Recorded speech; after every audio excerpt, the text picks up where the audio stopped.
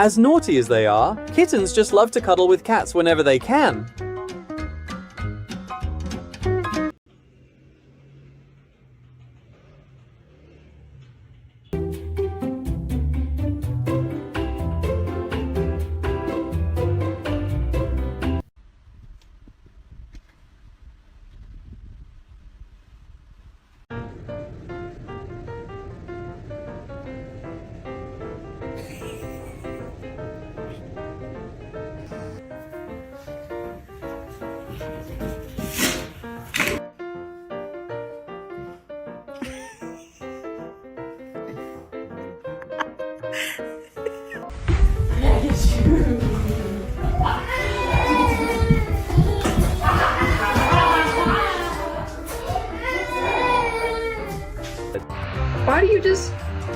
Why do you just let her do this?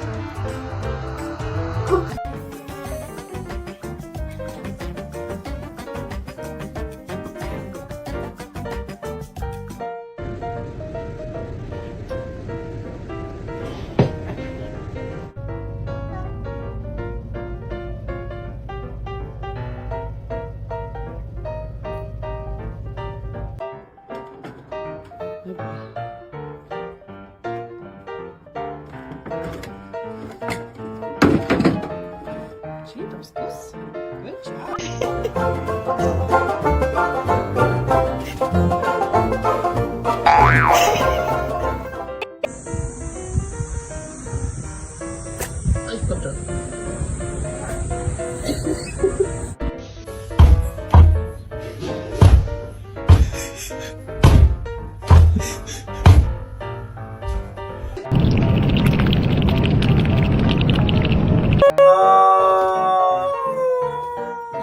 Be serious right now.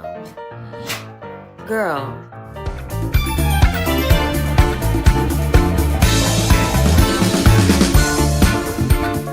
Anybody here who objects today to this wedding, please speak now or forever hold your peace. I'm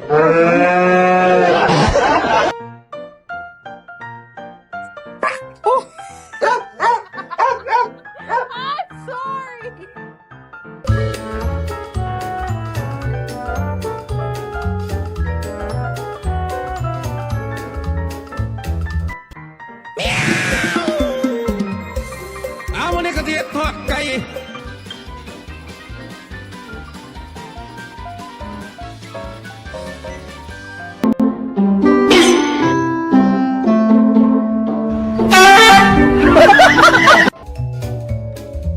This is exactly why we should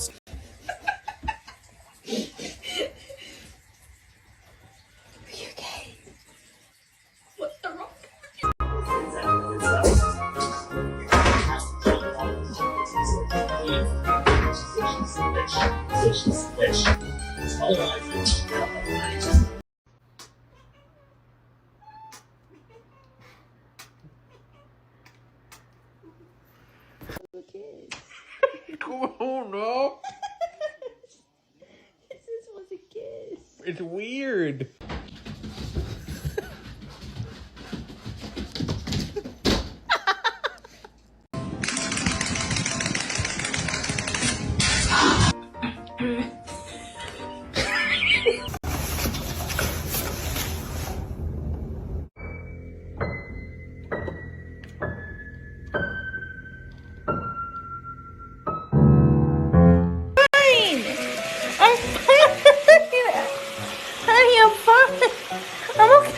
I promise, I'm okay.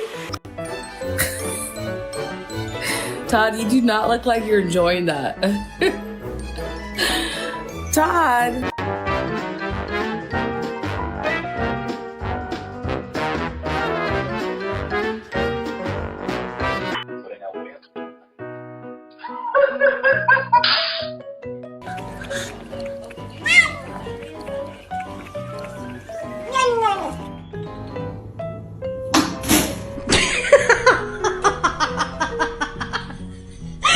Are you gonna play Christmas song? That's beautiful.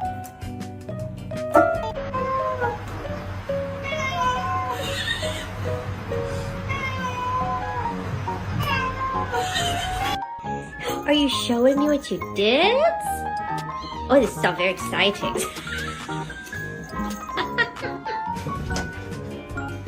Hey friends, so glad you're here.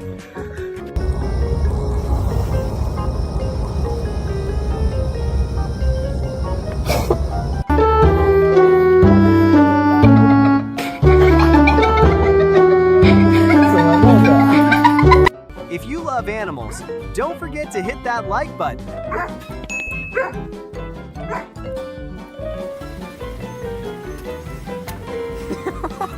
Dexter.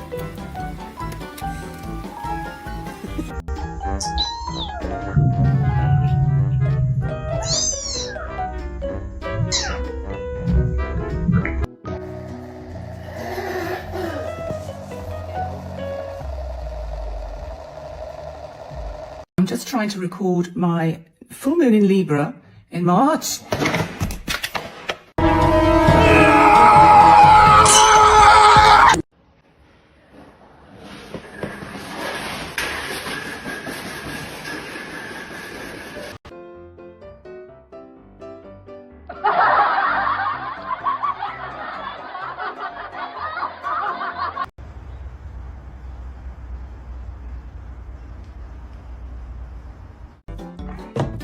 He's definitely the master at this.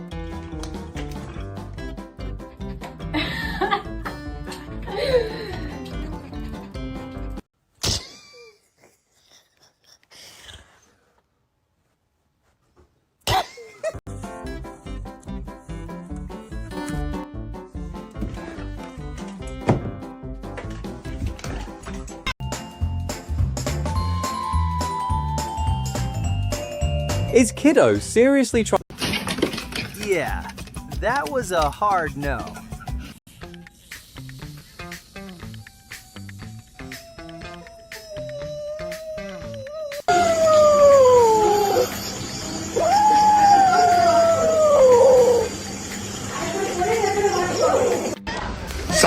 闪了都不容易，你告别。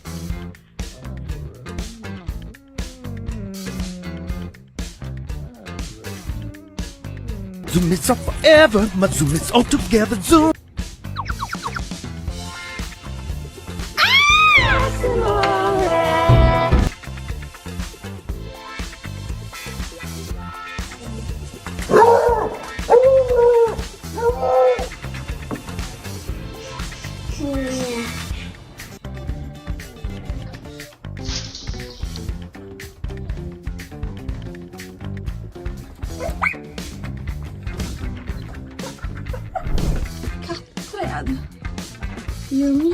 Looks like he's been spending a lot of time with... Just like curious kids waiting for adults, okay?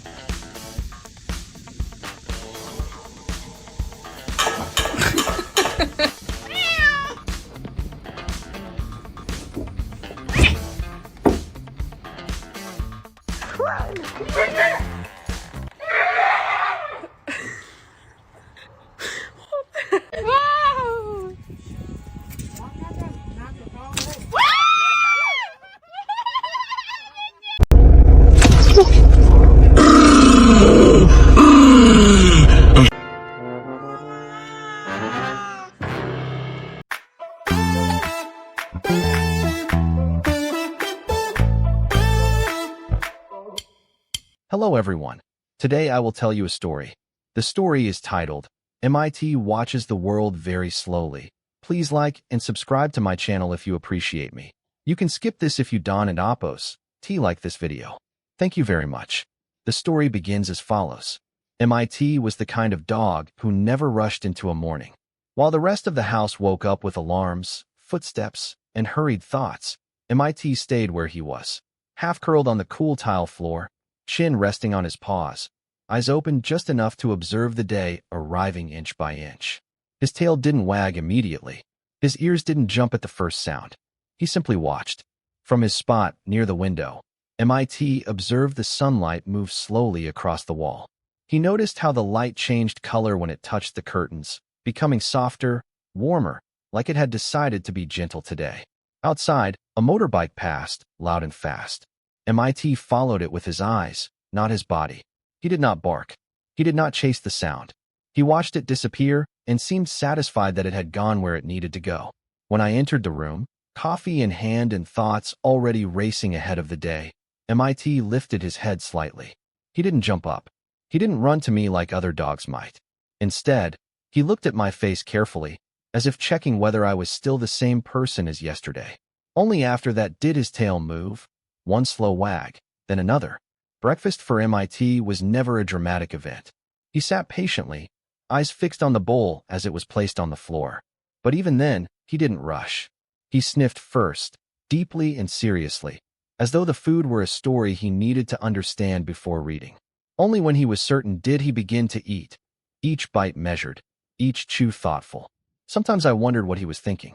Other times, I realized he might not be thinking at all, just being fully present with the moment. After breakfast, MIT walked to the door for his morning outing. Walked, not ran. Every step seemed intentional.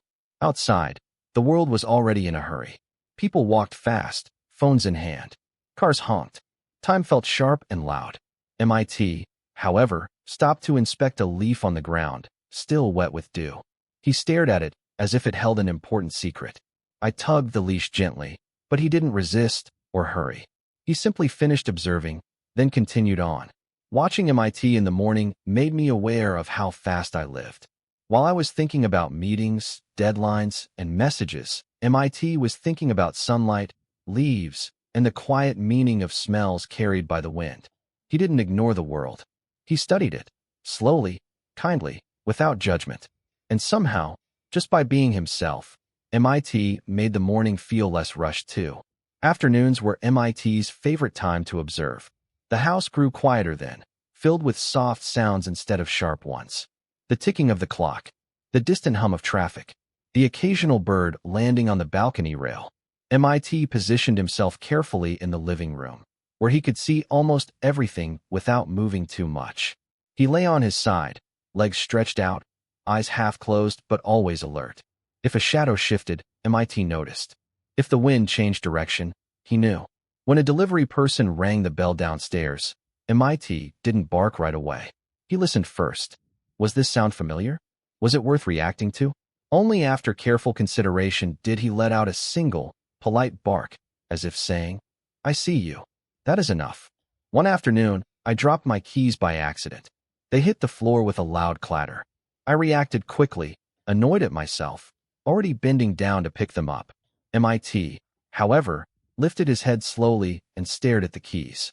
He approached them cautiously, sniffed, then sat down and watched them as if they might move again. To him, the keys were not an inconvenience. They were an event.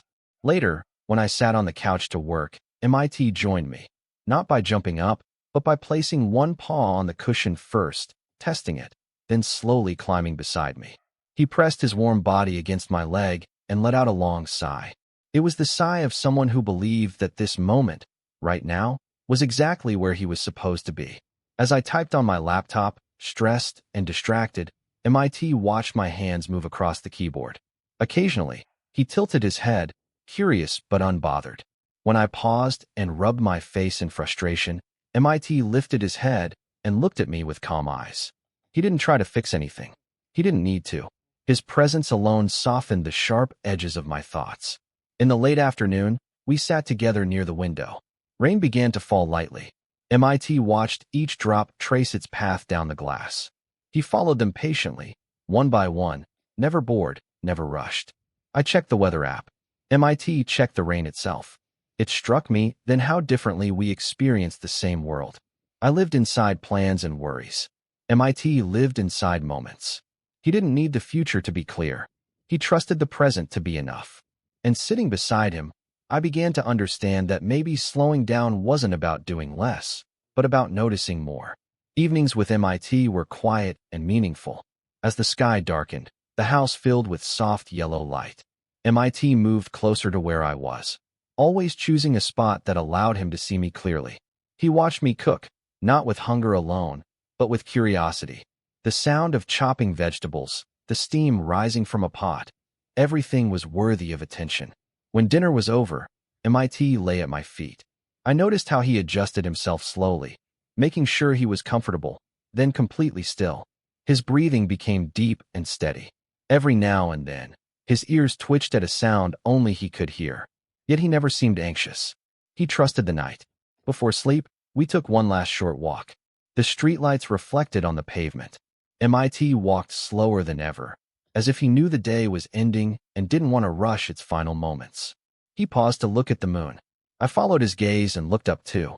For a brief second, we were both simply looking. No thoughts, no words, just shared attention. Back home, MIT curled up in his bed. He looked at me one last time before closing his eyes.